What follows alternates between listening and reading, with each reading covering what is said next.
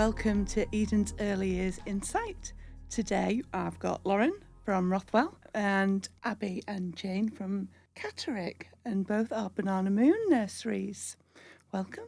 Thank Thank you. you. Hello. Thank you for joining me today. Thought we'd have a conversation today about staff and their mental health and their well-being, and how important it is to keep staff healthy and happy. And I know at Banana Moon, in both settings, you do a lot to help and promote that, don't you? We do, yes. Yeah. Jayne, what kind of things do you do? Banana Moon, we've got our own Wellbeing pledge, which is really important to us. It's part of our curriculum. Wellbeing is one of the main focuses of what we do at the nursery. One of the main focuses. So to support the staff team and their wellbeing is absolutely vital to the running of the nursery. Happy staff, happy children. Absolutely. That's it, isn't it? It Absolutely. impacts how the nursery runs. If we don't have a happy staff team, then we don't have like a happy nursery, and the children would be impacted from that. So that's why it is one of our main focuses, isn't it? Yeah. On our with our curriculum as well. What kind of things do you do to promote that? We have an open door policy, which is really important. So all of our staff team know that they can come at any point and come in and have a chat with me or with the management team that are there at the day. I'm actually the wellbeing champion for Banana Moon Catterick as well. So the staff team know that they can come and talk to me about anything. Life can be hard, it can be difficult. And to have somebody that's there to support, I think is really important. Just a listening ear sometimes is all that's needed, isn't it? Yes. So do you do particular activities or events to try and promote staff's well-being? Yeah. Obviously, we have our staff meetings, which are really important. What else do we do? Supervisions. Do supervisions 6 monthly and like wellbeing check-ins in between those. We give people an opportunity to discuss their wellbeing in particular and how they feel supported, and give feedback on whether there's anything that they feel that we can do additionally that we're not already doing. We've also got Booper as well. Yeah. So our employee assistance programme that Banana Moon go. franchise have us all registered with. So it provides like 24-hour access to support, and they do all kinds of things in terms of financial advice, signposting you to additional services, if it's mental health support that you need. They're great, really. It's like an all-round support and advice line, and it's 24-hour. Oh, that's good. Great. Yeah. That's good. Do you find it's well used?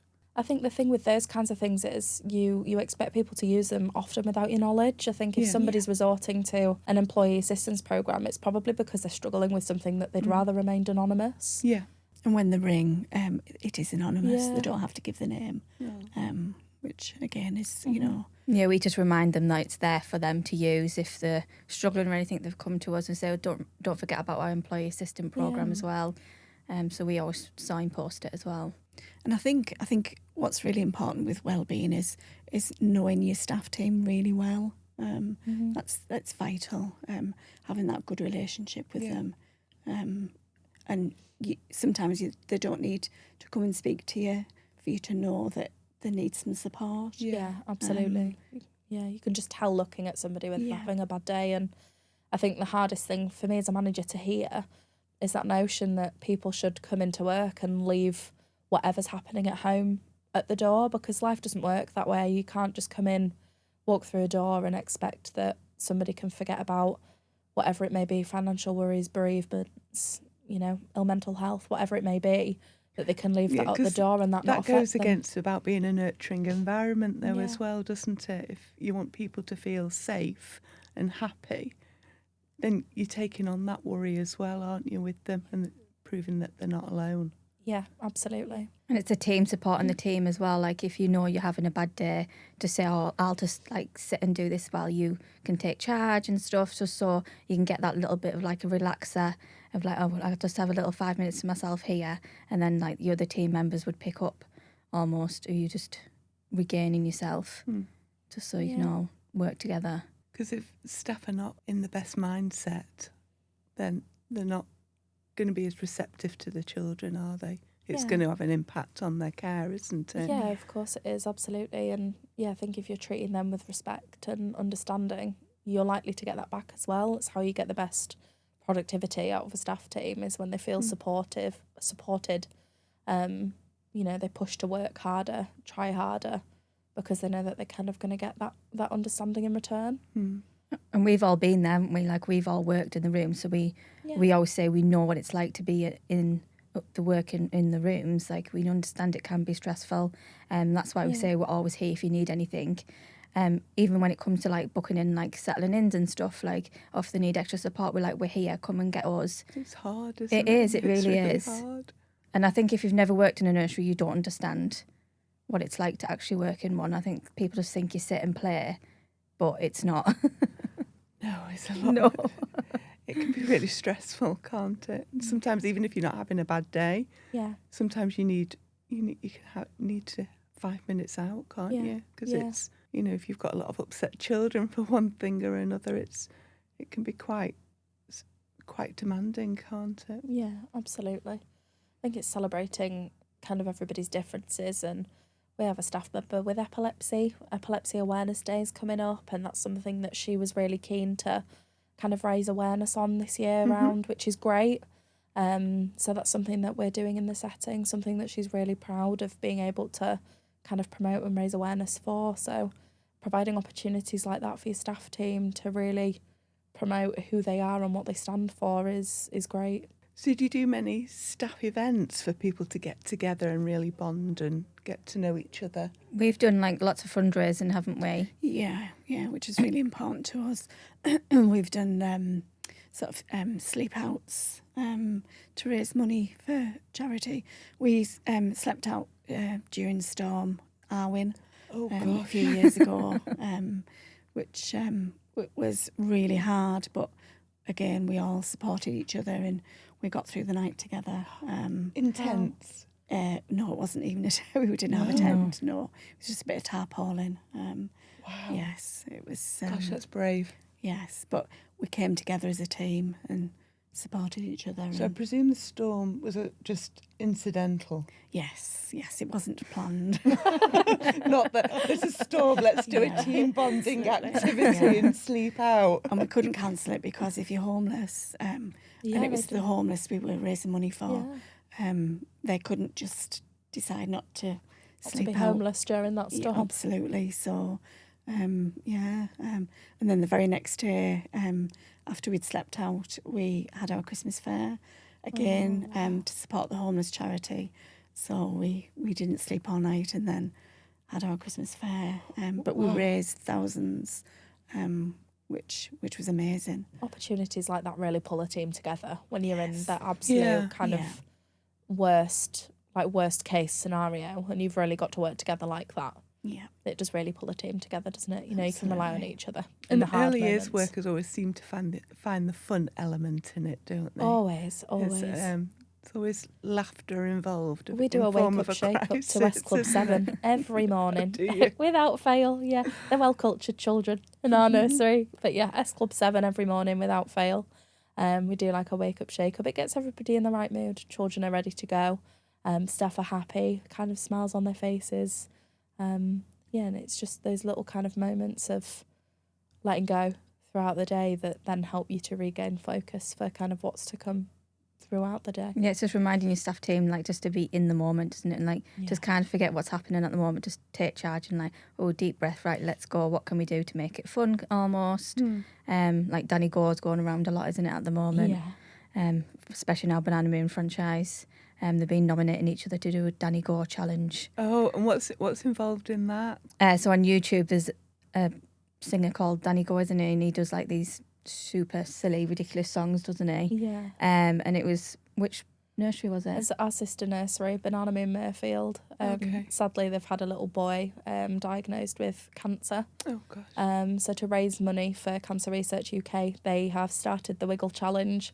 So it's making its way around the network, and we each nominate a nursery at a time to complete the Wiggle Challenge. It's just a really silly dance, and our link for our GoFundMe page is on there to be able to donate if people have the means to. And it's just some light-hearted light-hearted fun, really, creating this video for what is, you know, really quite a sad, distressing cause. But yeah, we're making our way around slowly. We filmed ours last week. Ours went out on Friday. Have you done yours? Friday night. No, not yet. No. I have to wait to be nominated. Well, I suppose you don't have to, but yeah, making our way around slowly. So The girls have been practicing though. Yeah, good. And the children, yeah. So the Banana Moon company itself, then, I presume nurseries get a lot of support from each other as well. Absolutely. Yeah, absolutely. Yeah, and that fosters in your well-being as well. Yes, 100%. Yeah, from each other and from the franchise. Like, the franchise are incredible. We all have our own early years support officers, but the guys that work at the franchise, they all have their own kind of little passions and areas of expertise as well. So if there's something you need, advice, support that you need on anything, they're great. You know, they're the oracle in that sense. They each have something that they're able to kind of share lots of really detailed information about, which is great. So yeah, they're great to call on. I think as management as well, sometimes our well-being gets overlooked. Yeah. So that's someone that we could turn to if we felt we needed it as well, as they're always there. Yeah, they are. As well as the director. We've got a really good director of the nursery, and he is always there. You know, if we need an ear, if we need support, you know, it's always at the end of the phone, or he comes in once a week to sort of see us and, you know, see how we're doing, which is really important.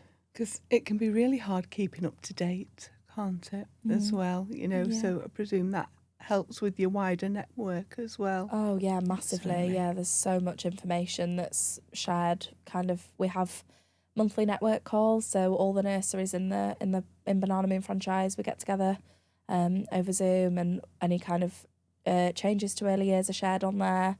Any like Ofsted common themes that it's worth knowing about. We do shout outs, celebrations, which is really lovely. So other nurseries can send them in, or the early years support officers at the franchise, they kind of pick bits out from the nurseries that they support that are worth kind of shouting out about, which is great. So it's nice just to be able to spend that time getting together and celebrating kind of the differences that we're all making, because that's the reason we do what we do, because we love it and nothing else. And every nursery will be experiencing different things as well, won't they, depending on where they're placed within the country. So you get a vast array of support and experience. Yeah, absolutely. Well, we're on a military base, so we, you know, with our staff team, we can have a staff team that is with us for a couple of years, and then they're deployed, or their family's deployed, and they have to leave us. So you know, it's that can be hard on your team as a whole if they're kind of chopping and changing, and the support network around them's changing. Leadership in your rooms may be different, because, you know, if they're moving on, being deployed, it can make things really hard. So I suppose that places a huge emphasis on you guys supporting the team through that change, and making sure that's navigated effectively, because I imagine you don't always get much notice. No, sometimes it could be, you know, a few months notice. And we're very proud that we've got a very consistent staff team. You know, some of our staff team have been there sort of for 9 years since it's really opened. But yeah, unfortunately, when we lose staff, you know, that can be difficult, you know, when they're integral part of the team. Yeah, because it's not happened for a while, but recently it's been a few, hasn't it? Like 2 or 3 have deployed around about the same time. It can affect the staff team and the children. Hasn't it? You've got to manage both, haven't you? Yeah, but well-being covers so much as well. Though, you know, it's just little things like sort of trying to support with appointments and things like that. Yeah, that's really important. Yeah. You know, trying to accommodate. You know, we've got 26, 27 staff, and trying to sort of accommodate all the appointments and, you know, things going on in their lives. But it's really important that we try as much as possible. Because they don't want to miss out their child's assembly at school, or, you know, or function or play, do they? Yeah, absolutely. And it's important for them to be there as a parent, isn't it? But that's it, just trying to get the balance, isn't it? But then equally, it's really difficult for you to Yeah. cover that, isn't it? But then again, if you've got a really good staff team, they're always prepared to sort of step in and support, maybe, change things around or do that little bit extra to support that staff member. That's really nice. I just think it's the little things sometimes, like wellbeing baskets in the bathrooms, the things that just make people feel comfortable, like homely. Your staff room, having a space for staff to really take a break and be away from like the hustle and bustle of nursery life.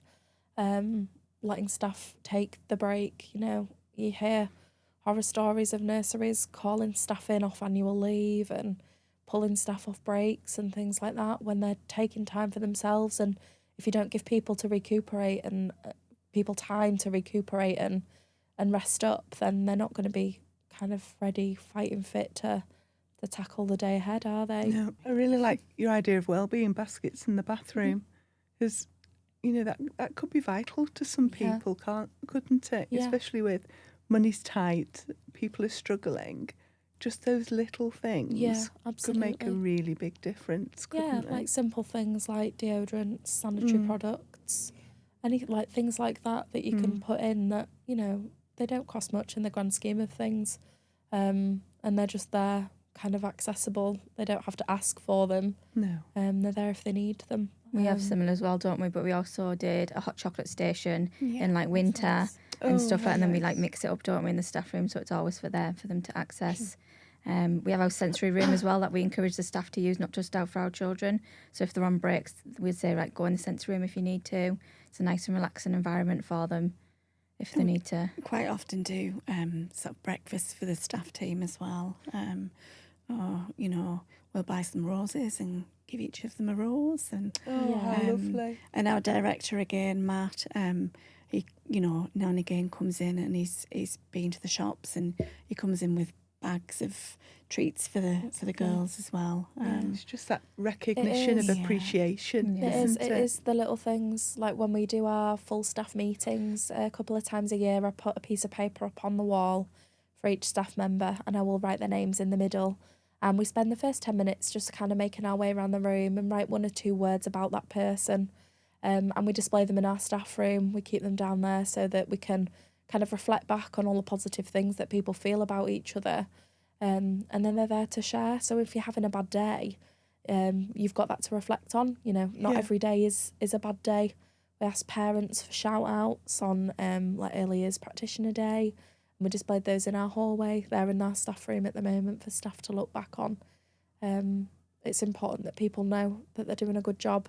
It's all well and good it's all well and good you knowing it, but telling them and them feeling it is a completely different thing. Absolutely, yeah. People need to feel appreciated, don't they? Yeah, they do. We also have, we do Employee of the Month.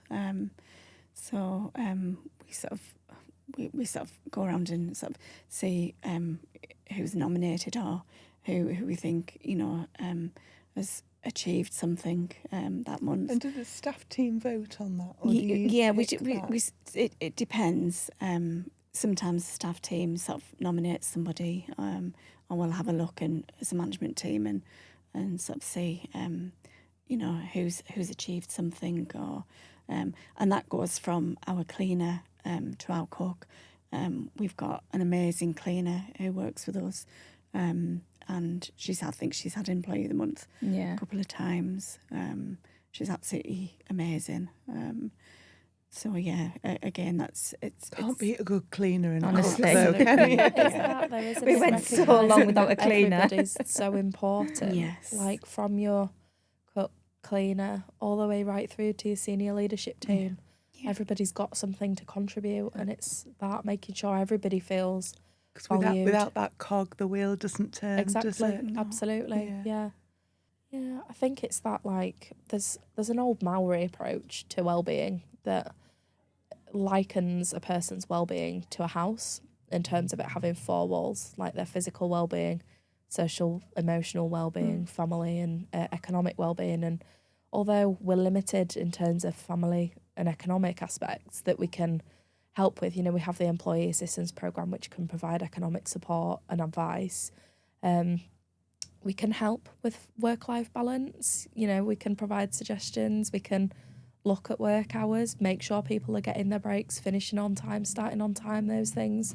But with social, emotional well-being, there's so many things we can do in a workplace to make sure people feel valued, to make sure they're enjoying their jobs, they're feeling motivated, they're feeling positive, they've got a high sense of kind of self-respect.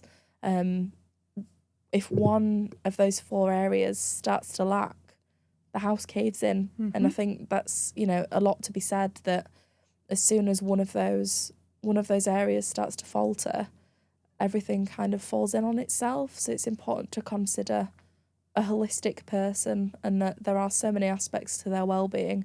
It's not just telling them they're doing a good job and expecting them to be fine and dandy. They need constant training, guidance, advice, support. People need to feel pushed and like their full potential is going to be reached. If people want to complete apprenticeships, further courses, if there's training that they want to do, it's important that they have the opportunity to discuss that and do it. That's a big key, isn't it? Because sometimes they've done their apprenticeship or they've done their qualification and they believe that's it. That's, you know, their knowledge cap is full on and they're fully equipped, you know, and that's it. But realistically, you need constant training and updating your knowledge and looking at, you know, there's so much more to early years care and education than what you learn on a course, isn't there? On your one, you know, main qualification.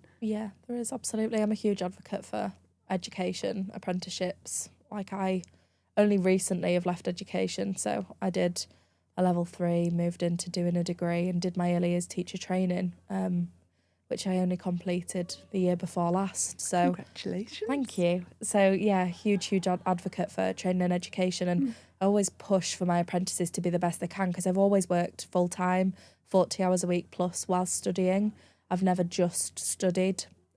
So, you know, I've had the work, you know, trying to manage the work-life balance. I've experienced those challenges. So have that, you know, like you guys were saying before, that unique perspective when it comes to having worked in the rooms and being in those positions. You can almost pull from your personal experiences, and that advice and guidance you give to staff feels a little bit more personal because you've experienced it with them. Yeah. Well, it's always, you would never expect them to do something that you wouldn't do. Yeah, that's exactly. what we're big believers of. Yeah, 100%. That's what we always try and promote, isn't it? And sometimes it can just be an outside pair of eyes looking in with a bit of training or a bit of advice to make a big difference to them, isn't it? Yeah, they need someone to look up to. Yeah, a role model, definitely, for the staff as well as the children.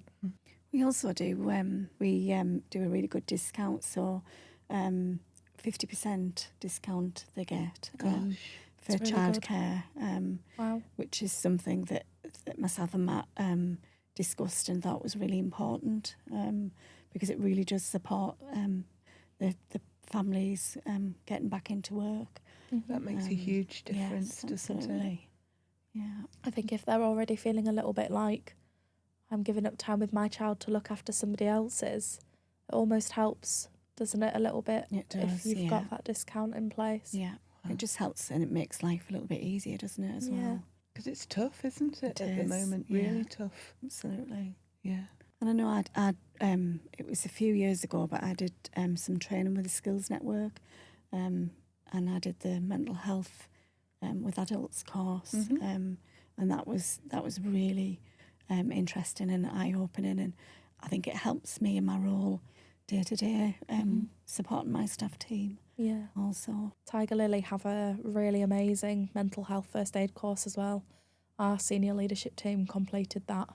It's like a full day, like face-to-face course, and they do so much in terms of identifying like different forms of ill mental health, how to recognise them, the type of advice to provide, support, where to signpost to, which I think is the key in our roles as wellbeing champions, is signposting and knowing who to. We can't fix everything. We're not therapists. And knowing that you haven't always got the answers, isn't it? Yeah, and absolutely. Which is hard as an empath. when you just want to fix everybody's problems for them. You know, equally they may need specialist help that you can't provide as well, isn't it? Yeah, absolutely, definitely. And never forgetting yourself in all of those situations, because it can be hard when things are difficult and you're constantly putting other people first. I think absolutely, as a manager, you do that. You think of your staff team before you do think of yourself. You do, yeah. You're the first to drop your day off, drop your annual leave and change it, or, you know, come in when you're supposed to be having a late morning because you know people are going to struggle. And naturally, that's what we do. It's who we are. We wouldn't do anything else, but equally, it's easy to forget your yourself. well-being matters as well, doesn't it? Absolutely. We just make the day through humour, don't we? We do. Yeah, we do. Absolutely. The only way we make it through sometimes. And pure sarcasm. Well, that's it, isn't it? I think we started off with that, didn't we? With early years, always find humour in everything, don't we? Yes, It's like definitely. a default mechanism, isn't it? Coping mechanism. Yes, it is. Do you find that older workers versus younger workers have different needs and, you know, that you need to be aware of to support? Absolutely. Well, obviously, you know, in menopause, we have got some older staff, myself included, in that. And it's something that you've got to be aware of, and again, know how to support the team with that, which is really important. So again, it's been trying to be flexible. You know, if somebody's not feeling great or experiencing the symptoms of menopause, it's looking at how to support them with that. And they may not be aware that, Absolutely. that they're displaying some symptoms as well. It's a tricky one to navigate, It isn't is. it? But then again, you know, if they come and talk to management, you know, that can help, and, you know, we can maybe see things that they've not picked up on. So it is really important that you support your staff team with things like that. Yeah, and it's hard sometimes to get the balance, isn't it? If you've got a young apprentice that's like 16 to 18 versus, you know, older, you know, early years workers that are vital, that provide that lovely balance. To get that well-being balance of your staff team can be tricky, can't it? Absolutely. Yeah, they're at completely different stages of their lives, experiencing completely different things. Does And make it for that difficult. recognition of each other as well. Yeah, absolutely. Age is a mindset sometimes as well. Of course, the physical things that you experience are different, but in terms of your mindset, I do think that age is a mindset. You know, we have staff and I think all the early years workers think they're still 3. themselves, don't they? Yeah, absolutely. Definitely. Because we just play all day, don't we? If only we just played all day. Right, well, thank you, the three of you, for joining me today, and I look forward to speaking to you on another one soon. Thank you for Thank having us. you.